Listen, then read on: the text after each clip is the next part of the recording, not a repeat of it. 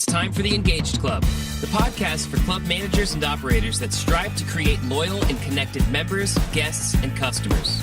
Here are the two guys with the club management and digital marketing advice you need to realize your club's potential. Jim Hope and Roger Kincaid.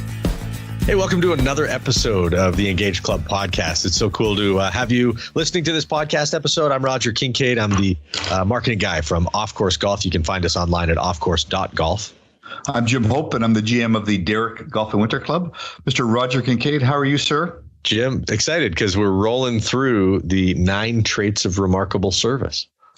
We are. We downloaded or we published trait number 1, which was acknowledge the guest or your customer immediately. Mm-hmm. And we're going to move on to number 2, which is give your guest your undivided attention. Oh, man. This Would you have an example of this, Roger? Oh, I'm just so excited to hear this because there's such a big difference when you're the only person in that server's world and when you're clearly just a big part of whatever they've got going on. So lay it on me, brother. Well, and that's really the example. The 2 examples that I want to share is the difference between when you know that they're laser focused on you. And I mean, there could be an earthquake going on around them and they don't see it. They don't hear it. They don't even notice it because their attention is completely focused on you, as to compare to being with that person who was scatterbrained. You know, they're kind of feeling like their pockets twitching with a text message. They're looking at the other tables. They're seeing what their manager is doing. They're seeing what their friends behind the bar are doing. And the last person they seem to want to be with is with you. So when you can get and you have service where that server is giving you their undivided attention, it makes all the difference in the world.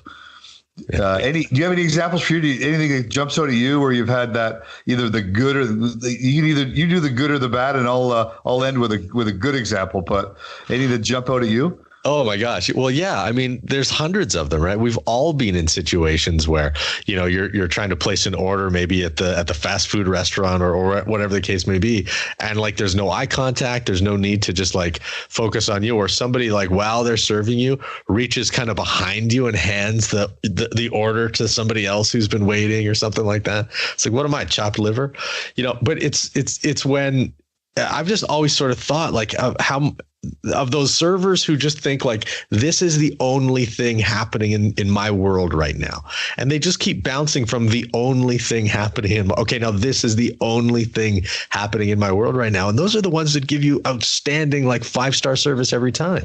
Yeah. And they do. And what's interesting is that it's not like they have to give you their full attention for 25 minutes. They got to give you their full attention for 30 seconds when they're taking your drink order, or, 60 seconds when they're taking your dinner order. Maybe it's 90 seconds when they're taking your food order. And then when they drop it back off to you, they've got to give you their 15 seconds worth of attention, maybe even 10 when they say, hey, here's your steak sandwich. It's medium rare, just like you ordered it. Let me know. I'm going to check back with you in about 5 minutes to see what it's like. But if you need anything, I'll keep my eyes on you, and you holler at me, but I hope you don't have to, because I'll be back to see you shortly. And they take off. What was that? Was that 10 seconds? Right, exactly. And when they're doing that, they're not looking at the floor. They're not looking at the table. They're not looking, at the wall. They're looking at the guest, look at them in the eye, right? So the guest knows that they have their attention. I tell a story, and we had the Food and Beverage Managers Conference in Edmonton this last weekend, and I had the pleasure of having 100 F&B professionals in our club, and we went through the 9 traits of remarkable service. And the story with the giving your guests the undivided attention was, and I'll shorten the version to what I did during the presentation, but bottom line is there was 6 A personalities sitting around a round table at the Pancake Mill in Coos Bay, Oregon. And this, the Pancake Mill, you can imagine the inside. It had the old captain's chairs. It had the pie counter, when you walk in the pie, right? The glass pie container full of pies when you walk in the front door. And we're hungry. We're cold. We've been riding our bikes. We're soaking wet. We got to jump in a motorhome and drive back to Vancouver. And we just want to have breakfast. So we're sitting around this table, and a good friend of mine, John Fisher, who you know well, is on my left. And John actually is going to be a guest on this podcast coming up. We got our coffees, we got our juice, and we all just want to order breakfast. And breakfast is that one meal. When's the last time you varied from your breakfast order? I think you and I might have talked. You and I might have talked about this, right? So, no, I don't need any time for breakfast. I always just have dry brown toast, poached eggs, and bacon. So, you don't need to wander. You don't even need to give me a menu. I'll give you my order right now, right? Yeah. So anyways, John's to my left and I'm hungry. Everybody's hungry. And we're all looking at the waitress. Her name's Mary, and she's probably 106 and been there since the day it opened in the 1941. And so Mary's looking at John, and John looks at Mary and goes, "So what are you guys known for?" And I said, "John, it's called the Pancake Mill. What do you think they're known for?" "Oh, well, that's cool. Like, do you do blueberry pancakes? Do you do chocolate chip? Like, what kind of pancakes, Mary? If you were to order pancakes, what kind you want?" And I looked at Mary, who was like 3 feet from me, and I said, "Mary, how about if you want, you can take my order, and then you can come back to him." And she looked at me dead in the eye, and she says, "Excuse me, but I'm not spending time with you right now. I'm spending time with him." And she turned right around and locked eyes with John. And, finally we got John through his order, and he placed the order with Mary. Then she went over to the next guest to her side. And at that point, like, none of us tried to interrupt Mary. And when she was with, the next one was the guy, fellow named Dave Shenstone. When she was with her eyes, she had blinders on and was focused on him 100% and answered any questions that he had. And then she went around the table, and when she came to me, she said, "Darling, it's your turn now." And I had Mary's absolutely undivided attention.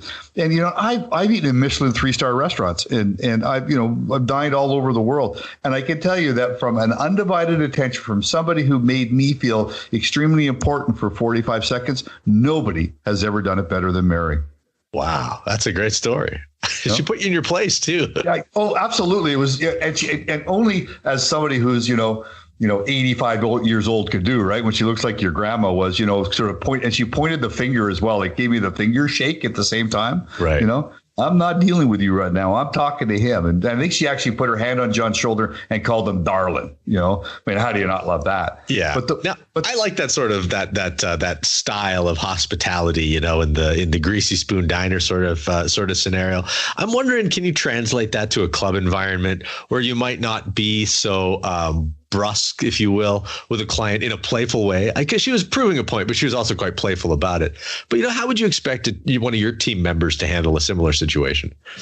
I think probably similar to that, like in our club, especially because we've got such a really engaging and fun and down to earth membership who, know our staff on a personal basis, not outside of the club, but they've just gotten to know them because we've got some long-term people. I think they may be able to get away with that a little bit, but they could literally, if somebody was to always be interrupting them, they could easily put their hand on their shoulder and just say, Mr. Smith, I'm going to be with you shortly, or right now I'm talking to Mr. Jones, and then just turn your attention back to them. And in most cases, the guest who was trying to interrupt will get the point, quite quickly that their turn will be coming shortly.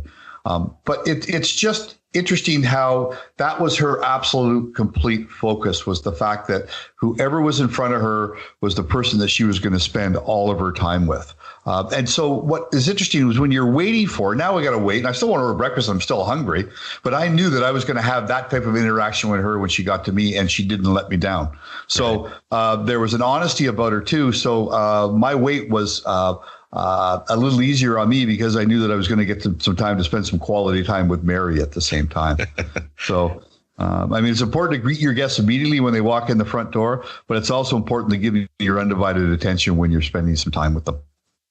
Yeah, I love it, man. That's obviously a trait that is missing from a lot of service, and a lot of service that's unremarkable. But you're right. When you've got somebody's attention, you remark about that service.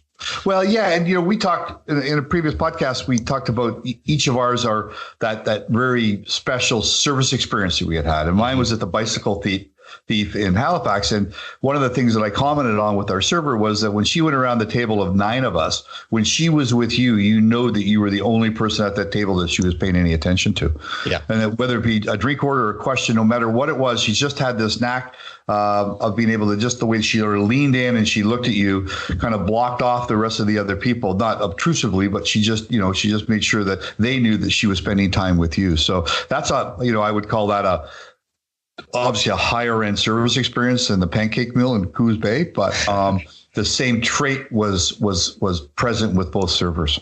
Right. And, I talked about an experience that I had at Franklin Barbecue in Austin, Texas. And, a long lineup of people all morning long waiting to get into Franklin Barbecue to be served some delicious food.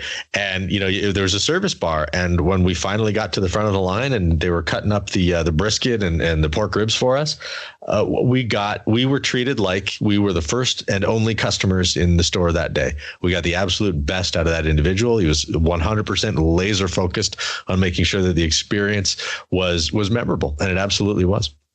And so, and here you are, this is a year and a half later, Roger, and you're still telling this story? Well, how long ago were you at the Pancake House?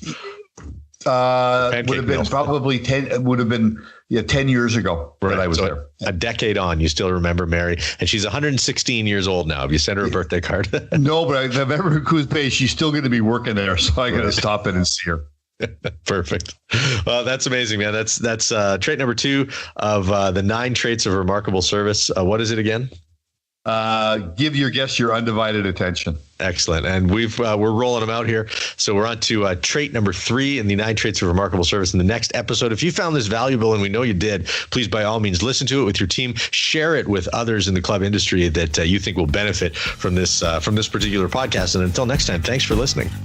This has been the Engaged Club podcast with Jim Hope and Roger Kincaid. Don't forget to subscribe, rate, and review this podcast. If you like what you heard, share it with your fellow club managers and operators. Until next time, thanks for listening.